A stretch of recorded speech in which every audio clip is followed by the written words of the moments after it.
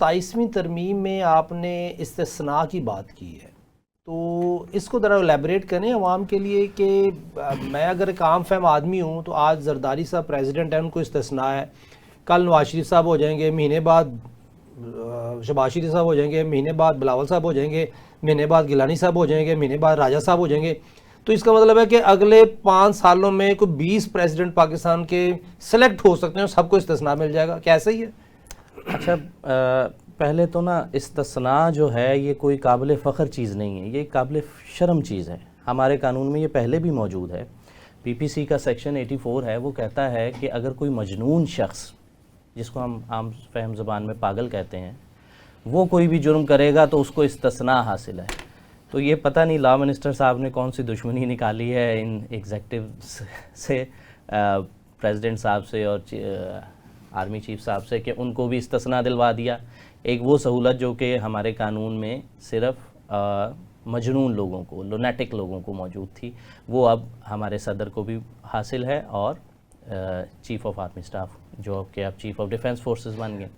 تو استثناء ایک قابل شرم چیز تھی جو کہ انہوں نے، آپ کہہ لیں ایک بیج آف شیم ہے، ایک جوتوں کا ہار ہے جو ان کے گلے میں ڈال دیا. ان کو تو نہیں پتہ ہوگا، لیکن لا منسٹر صاحب کو تو پتہ تھا کہ یہ قابل شرم چیز ہے. دنیا کے کسی قانون میں بھی یہ جو استثناء ہے اس کو اچھا نہیں سمجھا جاتا. ہاں، ہمارے قانون میں صدر کو یہ پہلے سے حاصل تھا، لیکن وہ صرف اور صرف اس کے پریزیڈنسی کے دوران حاصل تھا. جس دن وہ ریٹائر ہو جاتا تھا اس پہ کیس ہو سکتا تھا. تو استثناء کا بیسیکلی مطلب کیا ہے کہ آپ کے خلاف کوئی فوجداری کارروائی، یعنی آپ کے خلاف کوئی کرمنل کیس نہیں ہو سکتا، ایف آئی آر نہیں ہو سکتی. آپ دیکھیں ہمارے ماضی میں ایک مثال موجود ہے سلمان تاثیر کی. سلمان تاثیر کو اس کے استثناء نے اس کی جان لی، کیونکہ وہ گورنر تھا. گورنر کو بھی استثناء ہوتا ہے، اس کے خلاف ایف آئی آر نہیں ہو سکی تو پھر اس کو مار دیا گیا.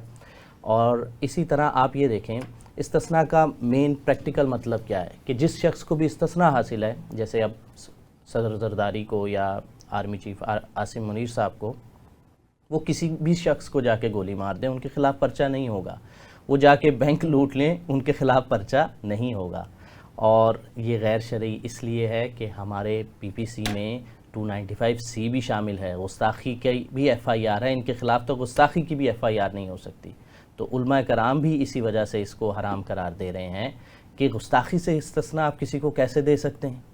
آپ کسی کو قتل کر دیں، کسی کے ساتھ آپ بیٹھ کے آپ شراب پئیں، آپ چوری کریں، زنا کریں، آپ کو استثناء ہے؟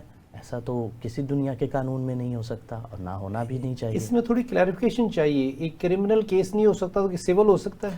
سول کیس جو ہے وہ صدر کے خلاف ہو سکتا ہے، لیکن 60 دن کے بعد، 60 دن پہلے اس کو نوٹس دینا پڑتا ہے. تو آرٹیکل 248 جو ہے، لیکن آرٹیکل 248 بھی صدر کو صرف اس کی ٹرم تک کا استثناء دیتا تھا. اب جو ہے انہوں نے جو ترمیم کی ہے اس میں انہوں نے ٹل لائف کر دیا ہے، اور ٹل لائف کر کے اس سیم استثناء، صدر والا استثناء، آرمی چیف کو، چیف آف ڈیفنس اسٹاف کو بھی دے دیا ہے. اور اس موقع پہ میں ایک تعریف کروں گا ہمارے سابقہ 2 پرائم منسٹرز کی. آپ دیکھیں جب نواز شریف کو سزا ہوئی، اس کا صدر موجود تھا ممنون حسین. نواز شریف چاہتا تو اس سے پریزیڈنشل پارڈن لے سکتا تھا، نواز شریف نے نہیں لیا. عمران خان کو جب پکڑا گیا، اس کا صدر 1.5 سال بیٹھا رہا عارف الوی. عمران خان چاہتا تو وہ اس سے لے سکتا تھا، معافی بھی لے سکتا تھا، پریزیڈنشل پارڈن بھی لے سکتا تھا.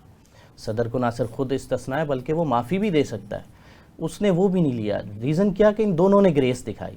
آپ جس مرضی کو سپورٹ کریں، لیکن بات یہ کہ ان دونوں نے گریس دکھائی کہ استثناء ایک تو خود بھی نہیں لیا، اور جو ان کا رائٹ تھا اپنے صدر سے کہہ کے اپنی سزا معاف کروا لینا، اور وہ کروا بھی لیتے تو کچھ غلط نہیں تھا، کیونکہ ظاہر ہے عدالتیں دونوں کے ساتھ ہی انفیئر چل رہی تھیں اس وقت.